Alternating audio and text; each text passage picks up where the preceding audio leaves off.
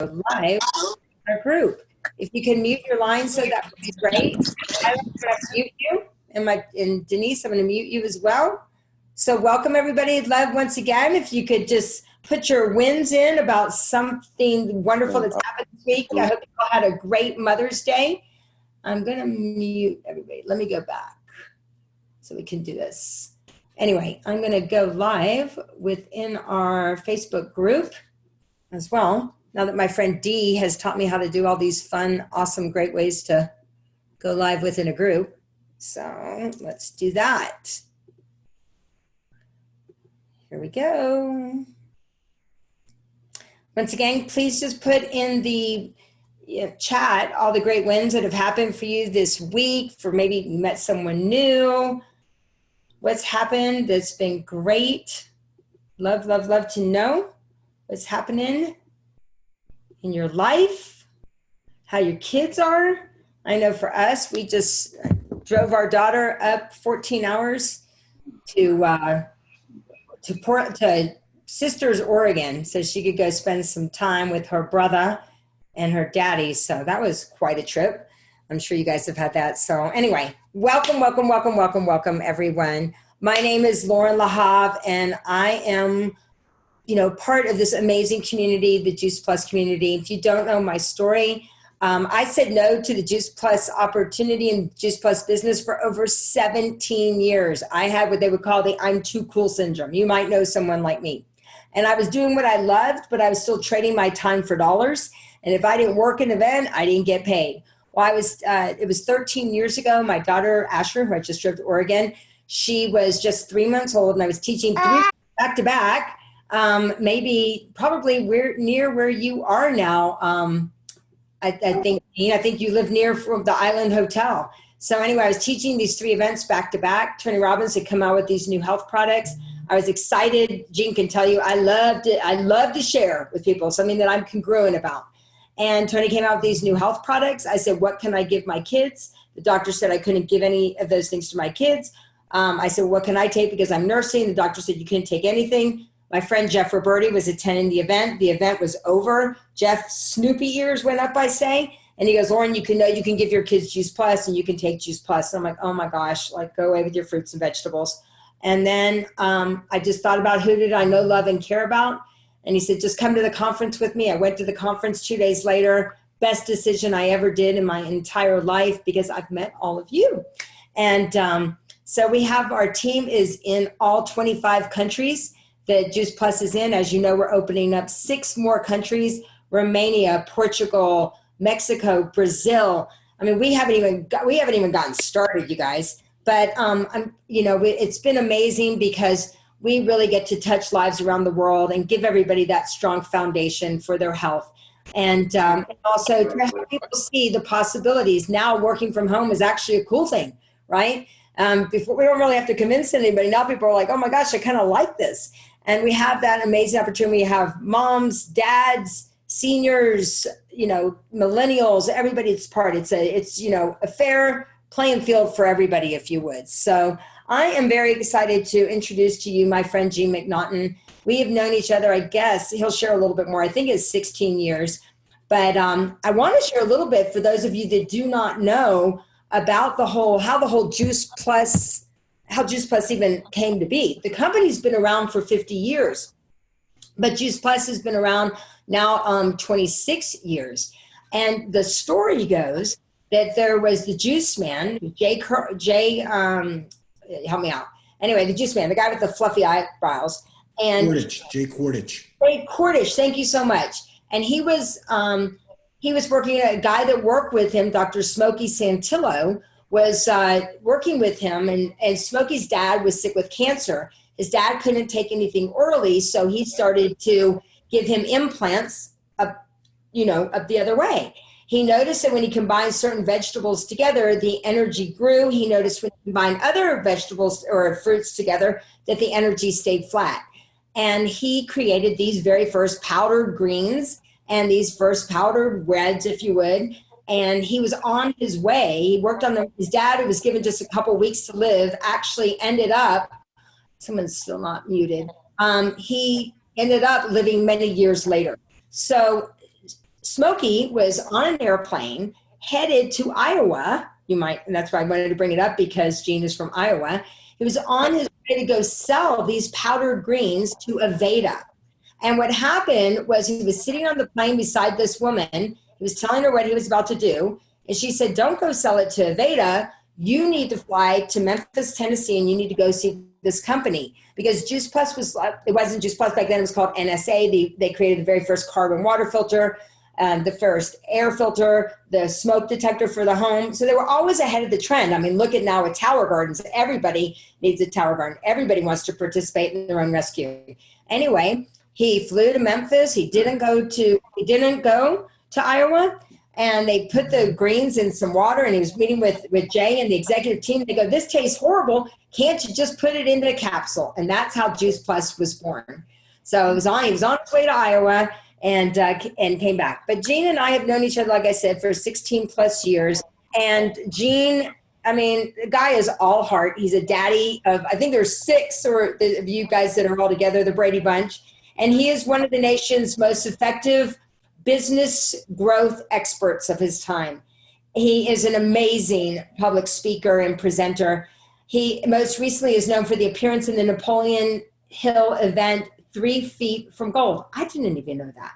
I worked with Gene at Tony Robbins, and also had the chance of working with Gene with the National Achievers, NAC. You've probably heard about that. And he also did an extraordinary presentation with regards to presentation skills. And I just adore the guy. He walks his talk. He's all heart. He's 100% in. And we did a podcast a couple of weeks ago. It hasn't been put out yet. But I was like, Gene, I need you to share with my team. Would you be willing to share with my team just some of your golden nuggets? He has a great book. I definitely want to buy a couple of your books. It's called The Sales Edge. And I'm sure he'll share a little bit about that with us as well. So if you would please give my friend G McNaughton a huge ovation. Just clap, clap, clap, heart, heart, heart to G McNaughton. Gene, thank you. Hey. So you got people on from all over the world. Hi, everybody. And they are excited for you to share. So I'm going to let you just go with it. You feel. You've seen me in action with Juice Plus. You've heard a lot about, this amazing mission that we have. And you said, I'd love to share some of the things with your team. So first of all, I mean, the fact that you're on this call on a Monday night and it's 6:30 in California, for some of you it's 9:30 and some of you it's even later. So it says that you're already way ahead of the game because you're showing up to things like these.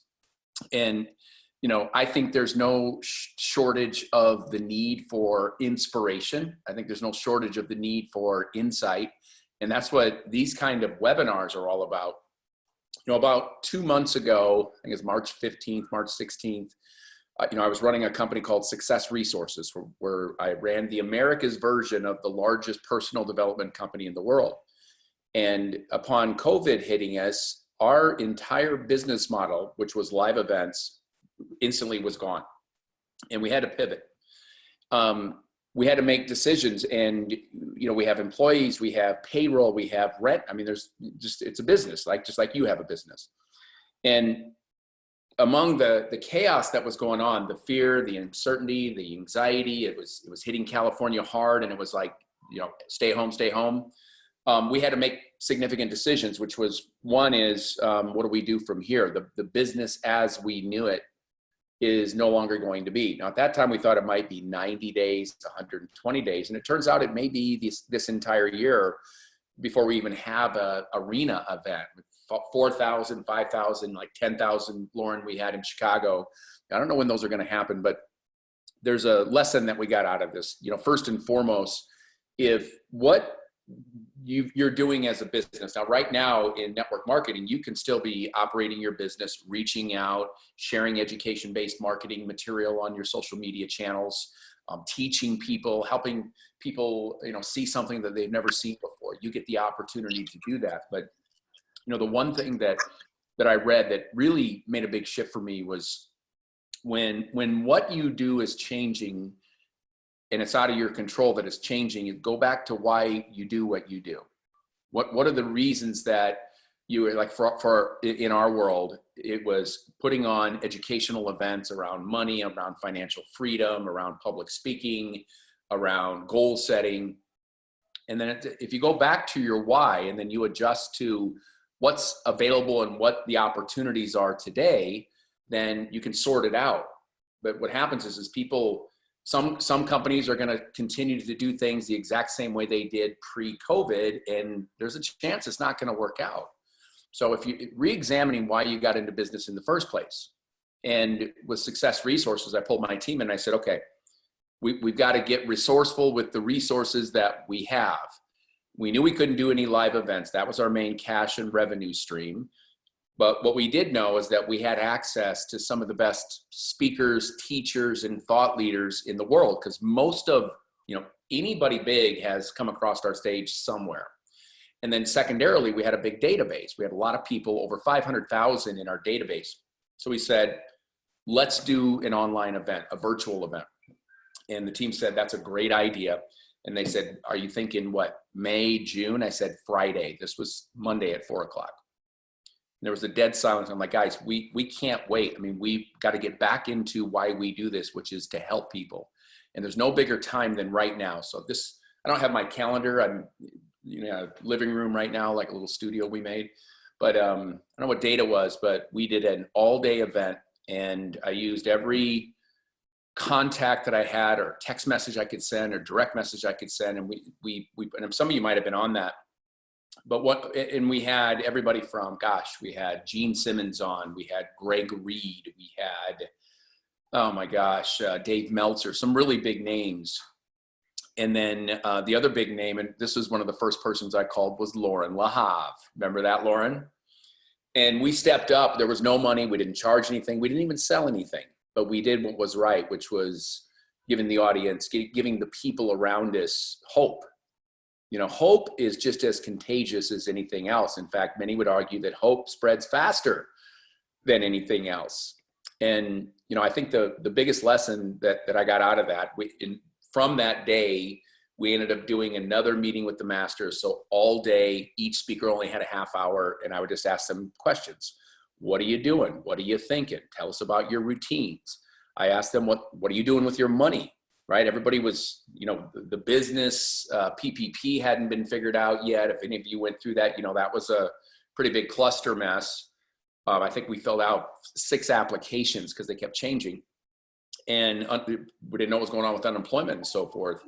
But the bigger lesson is the beauty that I took out of that was I knew we were serving people. You just know. I mean, there's something about when you put your face onto a screen, whether it's to your Facebook or whatever your social media pages are, audience, and share something that you've learned, some level of insight, that there's impressions that are being made out there. And I find that there's a lot more impressions than just the likes or the views or the comments, that you touch people that you don't even know who you're touching.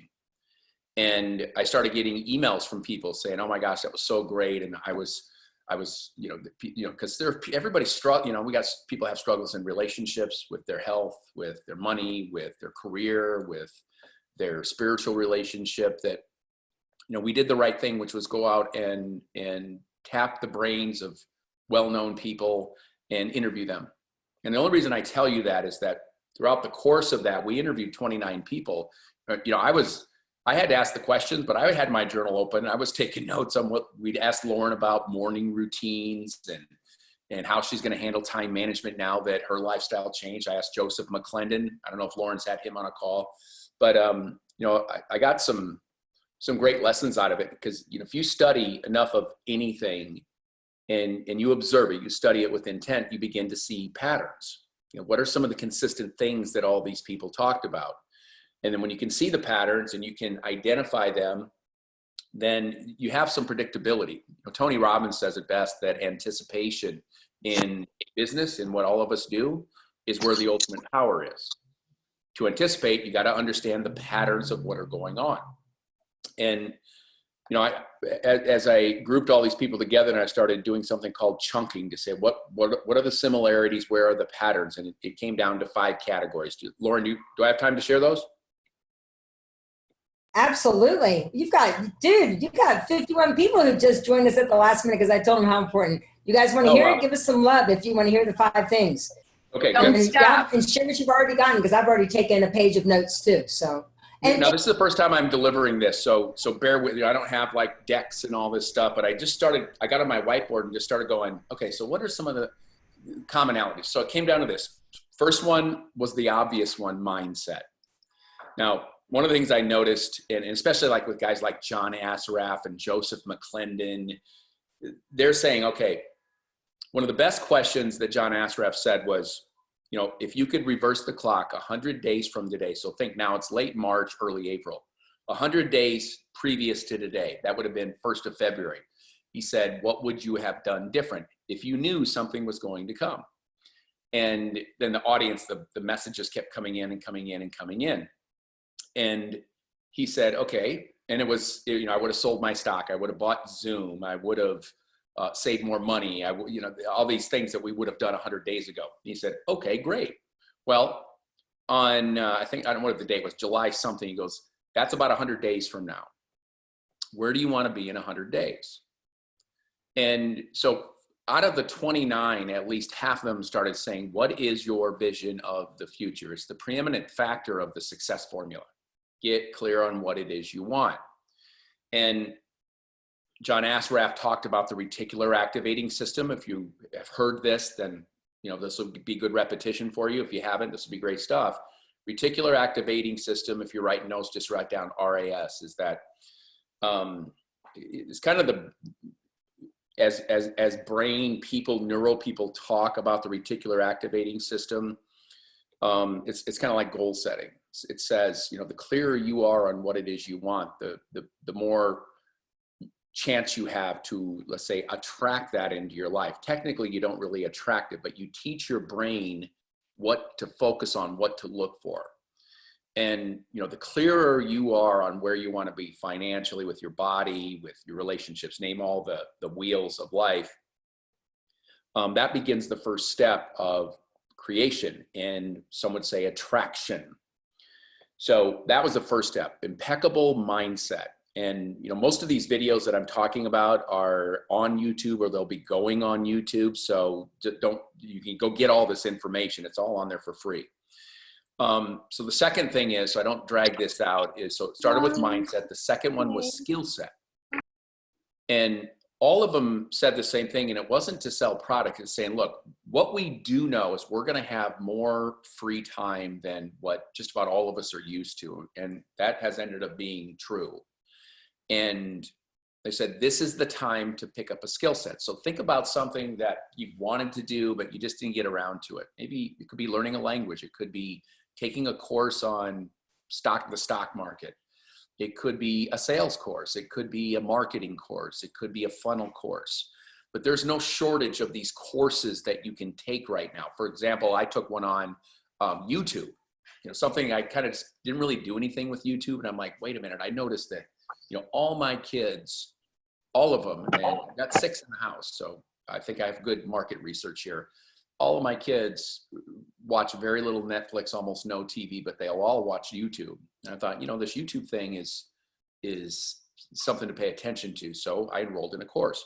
But after mindset, all of them said, what is that skill set that you can use that extra hour a day or 2 hours or whatever it is to go learn?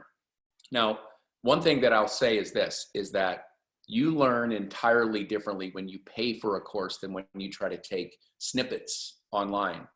And what I mean by that is when you plunk some money down, you tend to show up more. I mean, you're here tonight, right? You're part of a paid group. When you put the money down, you give yourself almost like a moral obligation that, okay, I paid for this course, I'm going to show up. And there's whether you pay $29.99 or $19.99, whatever the dollar figure are. I mean, it's all based on law of supply and demand. But find somebody who's an expert or very, very, very good at what it is you want to do, and start to model them. You can watch their stuff on social media. You can also look at their stuff on YouTube, or you can go enroll in the course, like really commit to the skill. So it goes mindset, skill set, and the third was action set. And all of them, you know, from Satem Agali, former Super Bowl champ, New England Patriot. You know, I still follow all these guys. I'm a fan as much as I am anything else. I'm a student like you are. But they said then it's action set. And the biggest thing around that was really focusing on making the most of the time that you have and not drifting. Now, what happens is, if you follow the channel, mindset, skill set, action set, and we know that without aim, we tend to drift, right? That's just human nature. So you have clarity on what you want, build the action plan of which to follow it. And everybody would talk about, Grant Cardone talked about the fact that, you know, no matter where he is, he always wakes up right before the sunrise. And one of the first things he does is go and work out. And I heard that from Loren. I heard that from Joseph. I heard that from John Asser. I mean, you start to see the patterns in this stuff. So it's scheduling the things that are most important to you. And I know it's easy right now to drift into the news or the news stations that you like. And I've done some of that. I'm not perfect by any stretch, or Tiger King, or, you know, whatever's coming up on Netflix. But if you're doing something super productive to your business, with your family, with your life, to me, I love, you know, seeing the stuff on Tiger King or Ozarks or these shows, right? I mean, you can do that. You know, so many people say you shouldn't be doing any of that. I disagree with that. I mean, if you're working hard on yourself and you want a little relief, do that, but schedule it. So mindset, skill set, action set, then it's result set. All of them talked about measurable goals and making sure that there was something written down somewhere so that you knew on the result set is that, are you making progress towards what's most important to you? So what are your little milestones? If it's weight loss, you know, 2 pounds, 5 pounds, 10 pounds, whatever it is, what are your milestones that are leading up to the ultimate outcome that you've created? So you have little checkpoints. By, you know, by Friday, I'm going to be down 2 pounds. By the following Friday, I'm going to be down another 3 pounds, whatever that is. And then you work in the middle of that. Okay, I'm going to eat my cheat meals here. I'm going to work out here. I'm going to do 2 here, 1 day, whatever. But there's a result set that they all have that they constantly monitor and measure. I think about some of these, like Grant Cardone talked about, you know, he looks at his money every single day, every account he looks at. And it was a good lesson there that, you know, what you focus on, what you pay attention to tends to move in the direction that you're trying to create. And so after the result set was what's called the win set. The win set is what's going to be your celebration. And, you know, Greg Reed, if you follow him, and Loren, maybe you've had him on, he talks about stickability. In fact, Greg Reed is the guy that would be kind of the modern day Napoleon Hill. Whereas 80 years ago, Napoleon Hill was hired to go out and interview the most successful people in the world. He turned around 20 years later and he wrote a book. He titled it Think and Grow Rich. All of you should have read that by now, and hopefully you're reading it multiple times. But then there's that stickability factor, so that we don't hit that goal and then go, okay, I took the weight off. I mean, am I the only person, if I'm being honest right now, that have you know, I used to say I've lost 100 pounds and it was the same 10 pounds over and over again, right? I don't think I'm the only person, but if I am, hey, it's true confession night.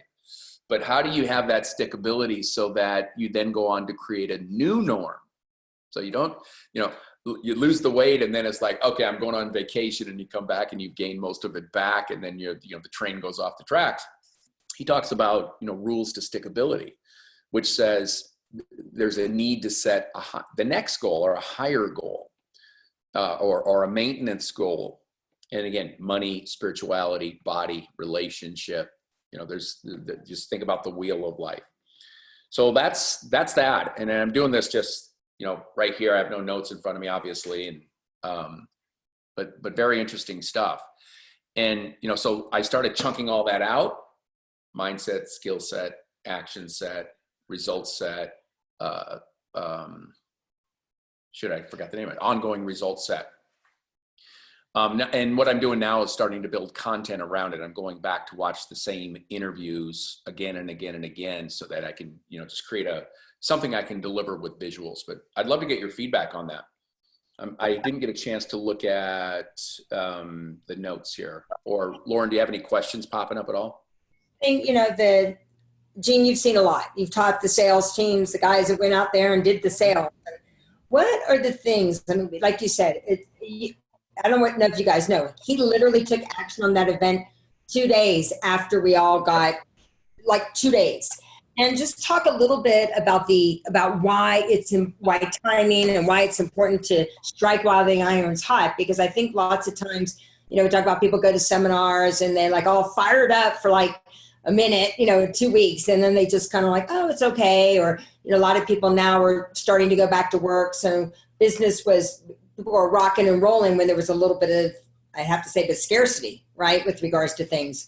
But now people are oh, well, okay, I'm going back to my job, so I don't kind of really need to do plus, the level maybe that I would before, right, when there was the kind of scarcity. I mean, you've watched me. You've watched me from going and just working in events to when I got going with Juice Plus, where I had a lot of people laugh at me, right? You saw people laugh at me and say, you're doing what? You're doing that thing?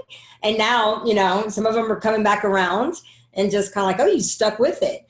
But what would you share? What would you say? Because you've worked with a lot of people with network marketing, and we have a lot of people online who've owned businesses, who are teachers, who are, trainers, and all kinds of people. But what would you share based on what you've seen over the past working with Gateway, and why the timing is so important to do this now? Well, there's two things that I go to. First of all, I'd say, Loren, do the products of Juice Plus help people to be happier, healthier, more abundant, better parents? Absolutely. Absolutely. And a great lesson is this: if you believe in what it is you have will help another person, then it becomes more of a moral obligation for you to convince or get that other person to use the products and services, especially with health, with money. Money's a little bit tougher because there's really no, I interviewed 3 stock trading pros, and not one of them could give me, their honest opinion of the future. They were great at pontificating about the past. Our charts said this was going to happen, but nobody was saying the market was going to drop, right? But if you truly believe in what it is you have can help another person, it becomes your responsibility to do everything in your power: marketing, videos, social media, phone conversations, Zoom conversations, eventually one-on-one. Your obligation to get them to use that. And you are fortunate enough to be involved with an organization that truly is committed to positive outcomes for their subscribers, their buyers. So if you think about it that way, and even if you put that before the money, and you hear it now, if you've made a lot of money, you find out that what all these people said is true, which is that if you're in your purpose and you're passionate about your purpose, the money will come. If you're in just for the money, for some people it will come, but it doesn't ever stay. But you stay true to helping other people be successful. Zig Ziglar said it best, which is, if you help enough other people get what they want, you'll get what you want. Or he also said, service to many is what leads to greatness. And, Loren's a great example of that. First time I ever saw Loren, she was in front of about, 200 crew members, volunteers, motivating them for what was going to be a 5-day event. And, they'd be on call from about 8 a.m. till midnight, I think, something like that. And everybody was fired up. I mean, service to many leads to greatness. She helped them understand the purpose of why they were there to volunteer their time for, an event with Tony Robbins. So that's first and foremost. Just think moral obligation. Now, for you, what does that really mean? Well, one is, of course, touching base, reaching out, but what are you doing in terms of your skill set? Studying sales, studying influence, persuasion, sales process, handling objections. I mean, how much are you doing that? If you're truly committed to what it is you want and helping other people, then now it comes down to skill set and then the amount of times you perform the skill set. And that's, if you really think about success in building a business and sales, let's just keep those two together, it's that stuff. It's the skill set and the action you take. So it's not just the action, because somebody can do 100 meetings and get 10, and then somebody can do 20 meetings and get 10. So that's a skill set difference. And that exists, I'm sure it exists on this team. It exists all throughout Juice Plus and every single company on the planet. So if you can maintain the activity and constantly work on and hone your skill sets, reading, listening through podcasts, viewing through YouTube, getting on these calls, interacting, typing notes, staying active, not tuning out, those are the people that win. That's the first one. So that says, if you believe in what it is you have, it's your obligation to get great at delivering it to many other people. And you're in a business that says when you do, then passive income starts to be created and more health gets created and referrals get created. It's just every one of you are capable of doing it. It doesn't matter where you are. It doesn't matter what your background is. The market doesn't care, right?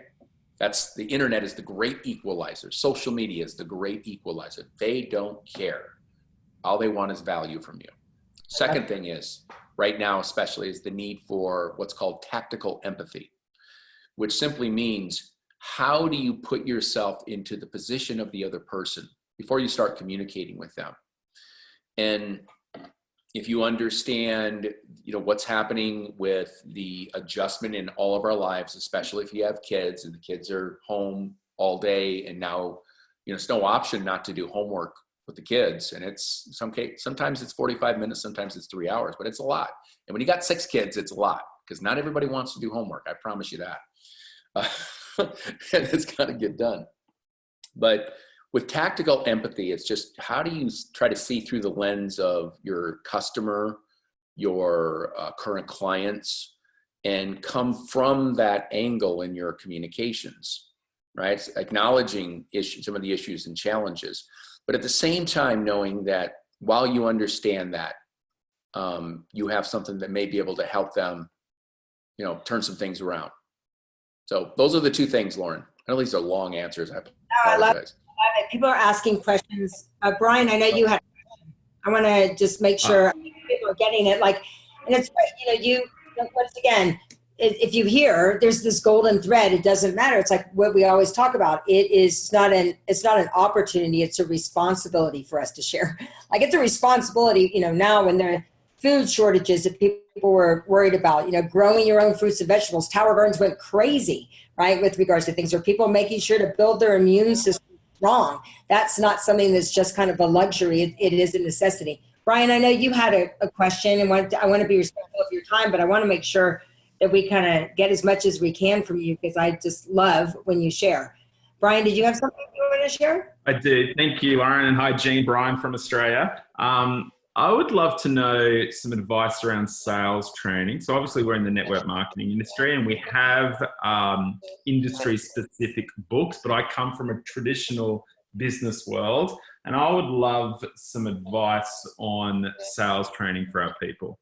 If I haven't read your book, so that might be, you can plug that if that's a process we can go through to help our people learn sales. But yeah, I'd love some advice around that. That's a great question. And here's what I'd say is, my book is designed for people that are trying to go out and win large major account. It's a business book. So while there's going to be some great insight in there, I don't think it's going to, all of it's going to be designed around network marketing. But what I would say is, I am sure that there are, 3 to 5 of the top authors on sales training for network marketing. And I'm sure it's available on Amazon. And I think if you look at, picking the exact right one, I think it's all going to be based on perspective. But committing to be a student of sales and understanding who has been great in this business and gone out and written a book about it. That's who I would go after. And I don't know who that is in your space, but they're out there.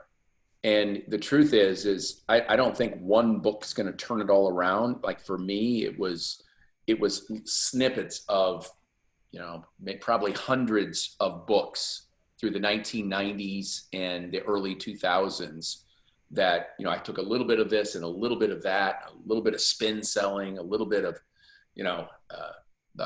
how to win friends and influence people, and a little bit of Tony Robbins and a little bit of NLP.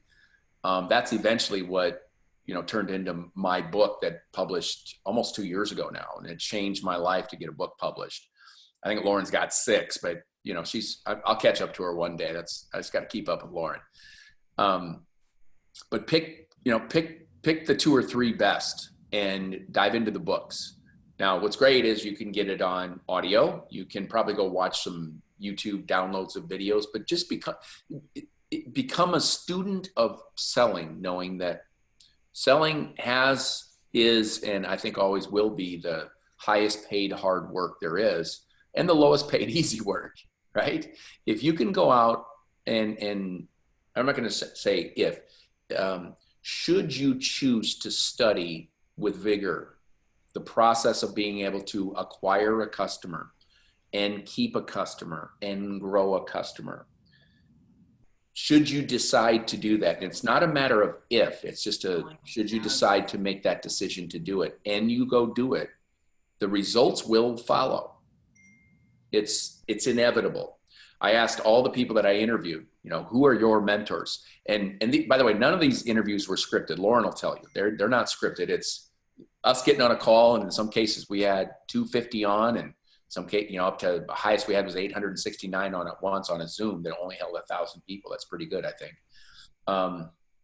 They all were able to quickly cite their mentors, who taught them, what they read, who did they follow in the 90s and the early 2000s before the web. Following meant you would, find a way to call in to buy their CDs, right? So commit to the science of it. And then where the art comes in is you've studied so many different people, or, there's guys like Grant Cardone that have 6 or 7 books. I don't know if they're designed for network marketing, but you can get, good stuff out of my books. Actually, here's something that y'all can do, because this will help you, is write this down, or Loren, if you want to put it in the chat, I have a free chapter of my book that I give away. And it doesn't, like, you're not going to get incessantly emailed and, suddenly you ever sign up for something and you're getting like 5 emails a day and then they're pinging you on Facebook. We don't do that. But I have a chapter of my book. It's chapter 7. You can get it for free at thesalesedge.co. So it's not .com, it's .co.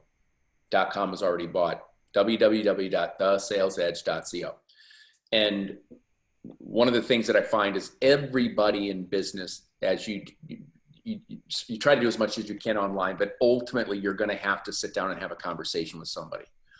Yet very few people have an absolute roadmap for those conversations. We all know, well, we're supposed to ask questions, or try not to do a feature dump on them. And what most people do is a feature dump and they don't ask questions, right? Because they haven't planned out their questions. Maybe you have, maybe you haven't. But also, if you just follow a script, the customer or the prospect you're talking to doesn't know your script. They're not going to always say yes or always go A, B, or C, right? It's just, you got to be able to think on your feet and have conversational based, conversations. And the edge is the roadmap that you follow when you sit down with somebody. So if you get somebody on a Zoom, or you're going to have a call with them, and ultimately the goal is for you to introduce what you do and test, check their temperature to see if they're something they're interested in, they want to learn more or take the next step, whatever that is. I don't know what the stage gates are of your sales process, but I could probably guess pretty good. And EDGE is a simple acronym. And one thing, if you're taking notes, write this down, is this: in sales, and this is, I think, in life, people will respect you more based on the level and the quality of the questions you ask than they will on the depth of your product knowledge. People will respect you more based on the questions you ask. For example, you go to the doctor, you go to a lawyer, they just sit there and go through an array of questions, right? And there's a positioning in that of you being the one that asks the questions. And so we all get that, and we say, okay, well, yeah, I ask questions. I'm just saying, is there a roadmap? And I'll give you the 4 keys of what EDGE is. And in that chapter, when you download it, I should say I mean, you're crazy not to, it's free. It'll lay out exactly what this means and where it came from. But there's just 4 questions types. One is, the E in EDGE stands for educate yourself. You got to understand kind of the who and the what and the where and the when, the why and the how. You could all recite the 5 W's and the H, right? And know that a lot of this you can get online.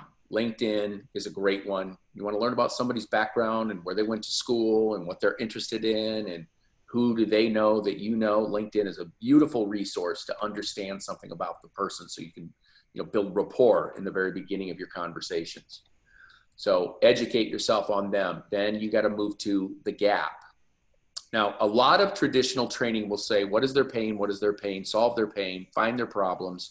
And I agree, in some extent, that's great. But the truth is, a gap is different than finding problems, because there are people, if you say, well, how do you feel about your financial world right now? And they go, I'm doing okay.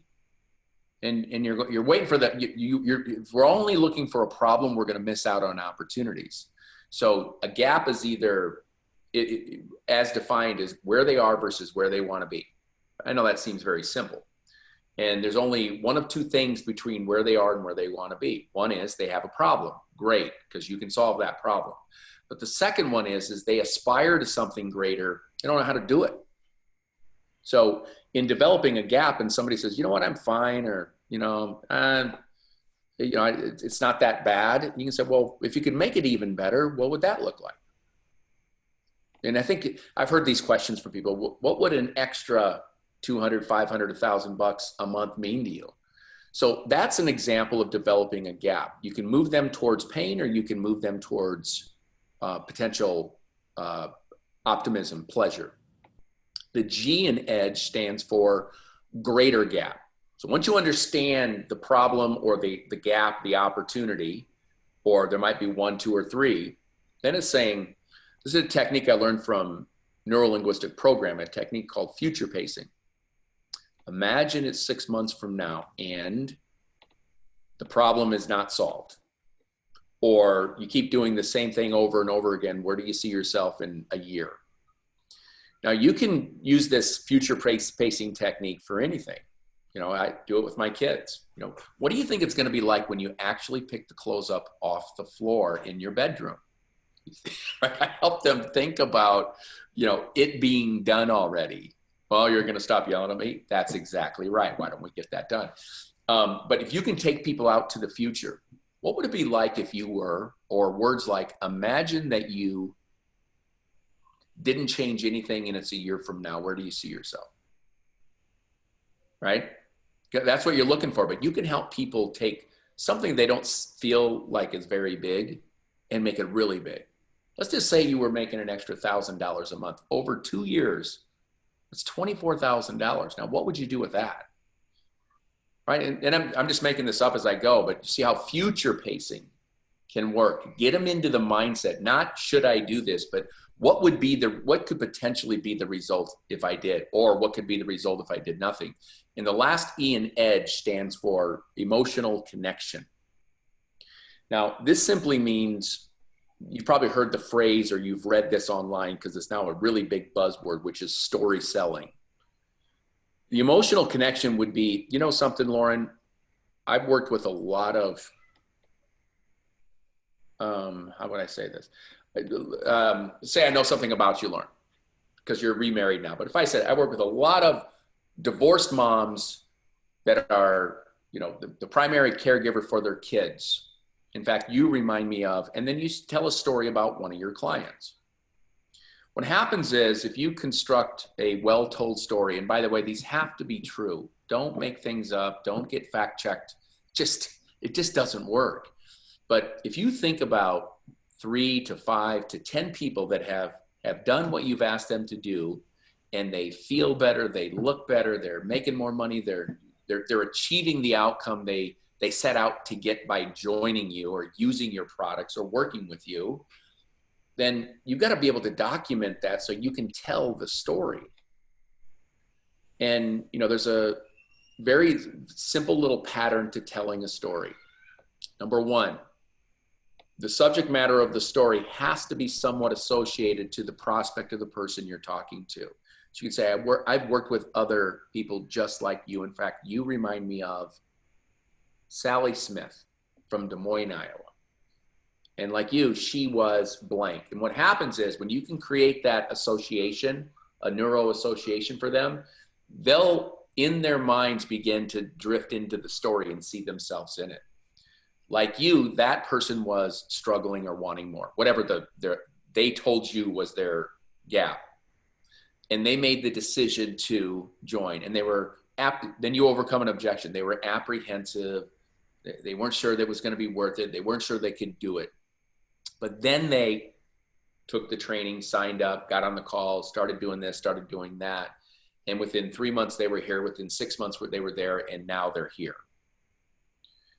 And if you can construct a story that is associated to the person you're talking to, an honest, true story. And by the way, if you don't have some, then get some from Loren or get some from each other. I would, you know, and I don't, this is my first time being on this call, but, you know, sharing 2 or 3 success stories on all these calls is so good, because you never know if somebody from, you've never even met, but you've only known them on this call, and they share the story of somebody they helped and that person achieved a measurable outcome.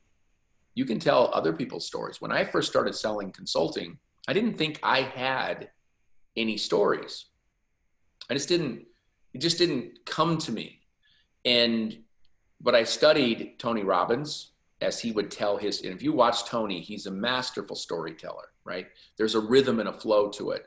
And then I watched Chet Holmes and I watched John Assaraf, and, you know, a lot of these guys, when you see them give the same talk over and over again, you come out of the magic of like, oh my God, that's so good, to when you see it for the 7th or the 8th or the 9th time, and you hear that they say those stories almost identically the same every single time, and you begin to see the rhythm and the pattern.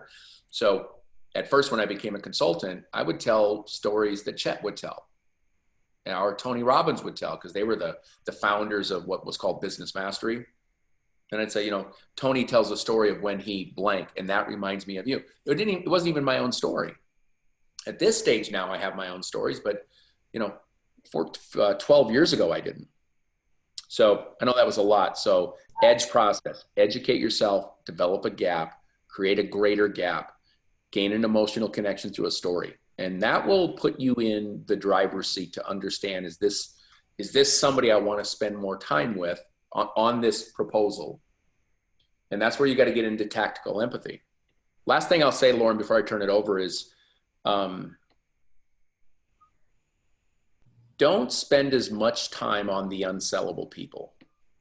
And we've all done that. There's those groups of people that you're like, you know what, I'm just never going to give up, and I'm going to keep going and going. And if it's your cousin or if it's your brother or sister, like they stop taking your calls, that means you might be getting a little bit too pushy. But just get that piece that says, is this person a sellable person?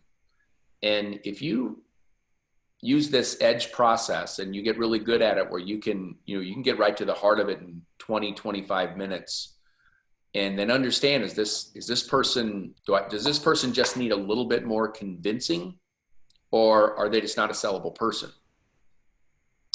And that's a great one. John Assaraf said, he goes, I just, found myself getting out of the convincing business and got into adding so much value that the right people choose to join me in my programs. And he goes, life's gotten so much better because everybody's in there that is willing.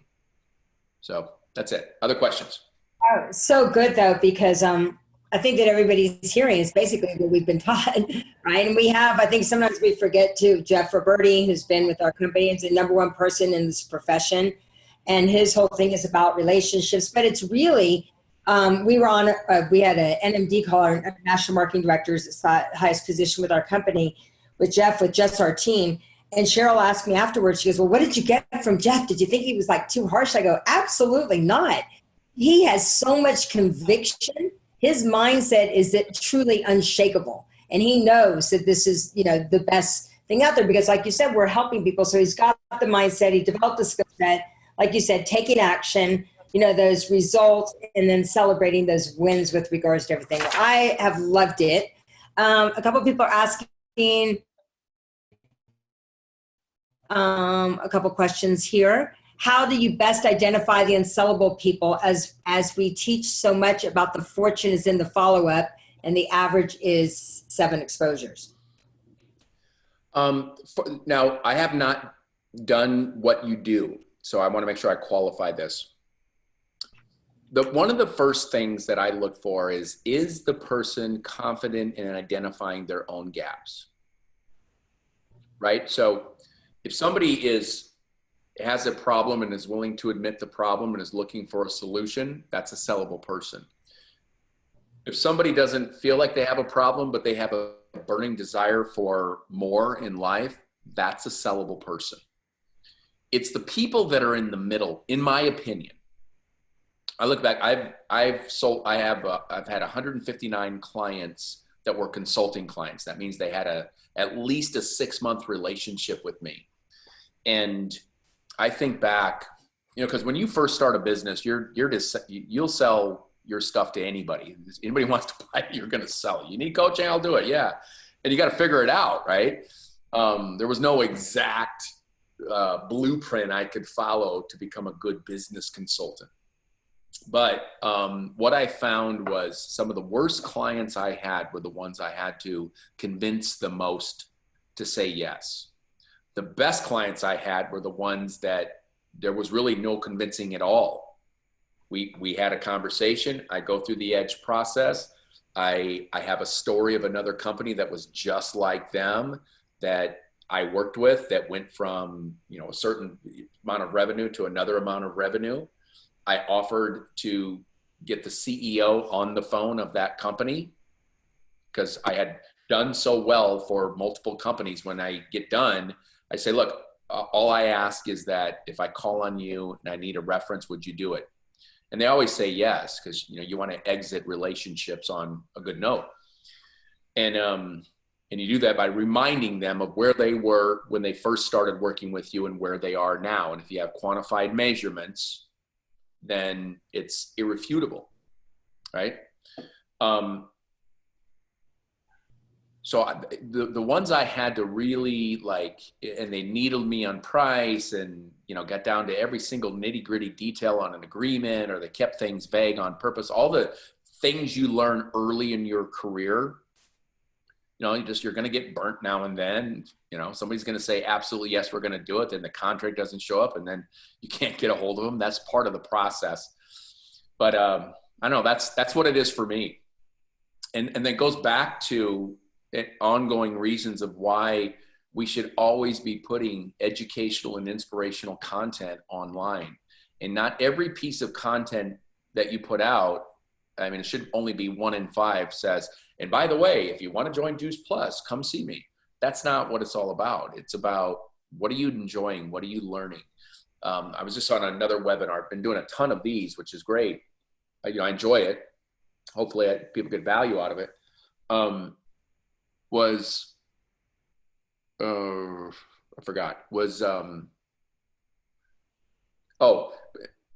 You can look at yourself as the conduit of information as well. And what I mean by that is so many people put pressure on themselves to have to think of something brand new every day. And they go into this overwhelm going, I just don't have that much content. I just can't do it. Well, you see things that move you when you're online. And if you see something that moves you, then you can simply forward it and put your comments above it. And that's another good karma, inspirational push to others. But if you become that person and you share the wisdom either that you know or that you can gather and send to others, it's going to put you in a better position for people to be proactively reaching out to you. It works that way all the time. It's another reason why I'm going hard on YouTube, because it's another channel that I haven't done anything with. And just like Instagram and Facebook and LinkedIn, there are patterns of what very successful people are doing. So that's my skill set learned, is I'm spending time on YouTube every day trying to figure out data and analysis and what's the right headline and what's the right theme. Like, you can write stuff in there, and how do I get to these search engines? And it's been interesting. I'm far from being a master, but it feels good every time I do another class and I look at something and go, oh, that's it. Even setting up lights and, getting a camera and not using, I'll give you an example. I spent a little money on a camera. So look at my video right now. Here's the laptop camera that most people use. So regular def. See how that is? So you can see the difference. Then I put a little bit of money in and bought a high def. Look at the difference of these two. I'm still working through, that's the other thing, I'm trying to learn a little bit about technology, but yeah, hopefully that was helpful. Well, I appreciate it. It was amazing. I can't wait to have you on again. And thank you for just being such a walking example of a great leader. And I appreciate it very much. Give him some hearts, give him some loves in our chat, and hopefully he'll come back again. And I'd love to give away a couple books. So just tell me when to stop. Tell me when to stop. Tell me when to stop. Tell me when to stop. And don't look over there. I can't understand. Are you talking to me, or are you talking to your audience? Tell me when to stop. Just tell me when to stop. All right. If there's any final questions, and I've got a bunch of kids stirring by a little fire pit wanting to do s'mores. Right. So that's my next move. Okay. Here's closing thoughts is you will never go backwards when you invest in yourself. And you're walking, you're exercising, you're cleaning the house, you're doing stuff, and highly encourage you, get on the podcast. Loren's got a rocking podcast going, and there's so many just amazing ones out there. Satema Gali, the Reverend of the Revolution. And maybe you can give him a plug, Loren, but his podcast every day is so for me, you're going to find those voices that speak to you, and you can do it, while you're doing something else, driving in the car or walking, if you're out walking or jogging. But keep investing in yourself. That was, I'm still friends with a lot of people I worked at Gateway Computers with, where I started on the night shift selling computers over the telephone. And, within 3 years, I was running the sales divisions, and there were still people that were in my class, started the same day I was, that were still selling computers on the telephone. And I'm not judging one's better than the other, but it was my aspiration to move up, to learn more, to serve more, and make more money, of course. And they would always say the same, and there'd be the pontificators, he's lucky, and he's friends with this person and friends with that person. And, connections do help, but I would always come back and say, guys, I'm reading the books. I had Zig Ziglar cassettes. I had Tony Robbins cassettes. I had, Think and Grow Rich, but I was working hard on myself at night, listening in the background, putting it on, not every time when I worked out, but when I worked out, having some Jim Rohn in the background. And that was the difference maker. It wasn't like I overworked everybody, and it was just, I was finding the shortcuts from people that had already done what it is I want to do. And I was using those shortcuts. And it's the same thing in your business. Those that develop themselves the most and do the action are the ones that are going to win. They're that small percentage that make real money and enjoy the process. And that's you. The market does not care about your background, where you're from, how you were raised. It doesn't care. The market cares about how much service are you going to bring me? And if you bring it, you'll get rewarded. Yeah. Awesome. Go get those s'mores. Love it. Everybody loved you. I knew that they would. I can't wait for you to share more. And off to you guys. Let's go out there and let's go help. Rocking, everybody.